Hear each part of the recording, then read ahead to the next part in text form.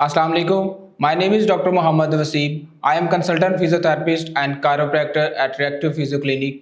हम क्लिनिक पे उन मरीज़ों का इलाज करते हैं जिनको कमर दर्द, गर्दन दर्द, फालिज, लकवा, मोहरों में डिस्क का स्लिप हो जाना और उसके अलावा स्पोर्ट्स रिलेटेड जितनी भी इंजरीज़ हैं इनका इलाज विदाउट मेडिसिन एंड सर्जरी करते हैं। हम इन मरीज़ों का इलाज कायरोप्रैक्टर, फिजियोथेरेपी, ड्राई नीडल और एक्यूपंक्चर के ज़रिए करते हैं। आज हम ओला डॉग के प्लेटफॉर्म के ज़रिए आपकी खिदमत में हाज़िर हैं। आज मैं जिस टॉपिक पे बात करने लगा हुआ वो है importance of physiotherapy after surgery. कोई भी सर्जरी हुई है, चाहे वो नी रिप्लेसमेंट की हुई है, हिप रिप्लेसमेंट हुआ है या रोड ट्रैफिक एक्सीडेंट हुआ है, उसके बाद जितनी भी सर्जरी होती है उनके बाद फिजियो करवाना मस्ट है। अगर हम किसी भी डॉक्टर से पूछ लें, माहिर डॉक्टर आमिर अजीज़, उनका भी कहना है कि फ़िज़ियो के बगैर हम नाकाम हैं, क्योंकि फ़िज़ियो करवाना सर्जरी के बाद बहुत ज़्यादा ज़रूरी होता है, क्योंकि बहुत सारे मसाइल आते हैं जिसमें वो पट्टे जाम हो जाते हैं, जॉइंट जो है स्टिफ़ हो जाते हैं। अगर हम मोस्ट एग्जांपल ली जाए नी रिप्लेसमेंट की, नी रिप्लेसमेंट में क्या होता है, वो घुटने से ऊपर से लेके नीचे तक के कट लगाते हैं। कट लगाने के बाद वो क्या होता है कि मसल की इंजरी होती है।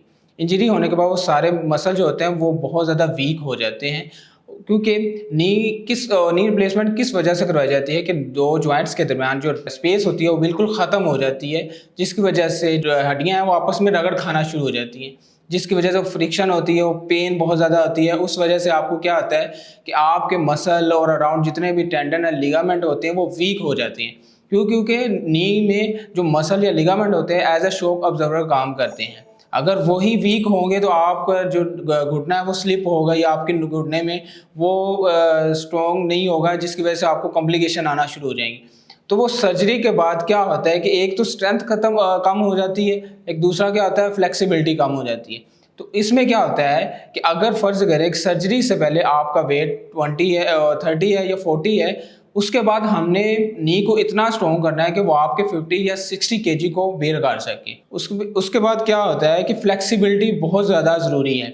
अगर फ़र्ज़ करें कि आपको फीमर के फ्रैक्चर हुआ है, उसके बाद क्या हुआ है कि आपको डॉक्टर ने क्या किया है कि आपको पीओपी लगा दी है कहीं पे भी, तो उसके बाद क्या होगा कि उसके अराउंड जो पट्टे होते हैं ना वो जाम हो जाते हैं।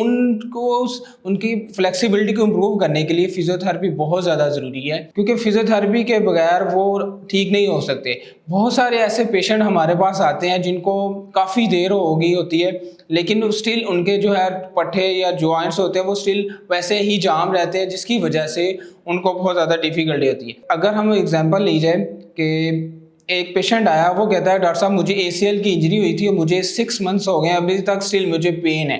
अब देखें ना, आपने सर्जरी इसलिए नहीं करवाई थी कि आप वो कॉम्प्लिकेशन जो पहले लाइफ को कॉम्प्लिकेशन आ रही थी या डिफ़िकल्टी आ रही थी वही आप सर्जरी के बाद फेस करें। तो उसके लिए यही है, मस्ट है कि आप फिजियो के से एज सून एज पॉसिबल आप कॉन्टैक्ट करें। क्यों?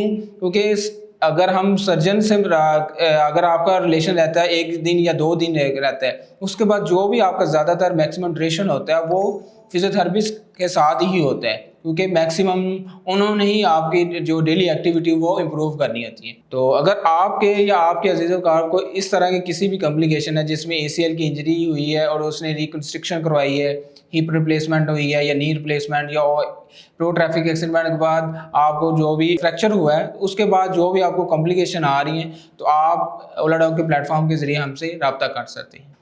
पाकिस्तान के टॉप डॉक्टर्स के साथ अपॉइंटमेंट बुक करें, वो भी पेशेंट फीडबैक देखते हुए।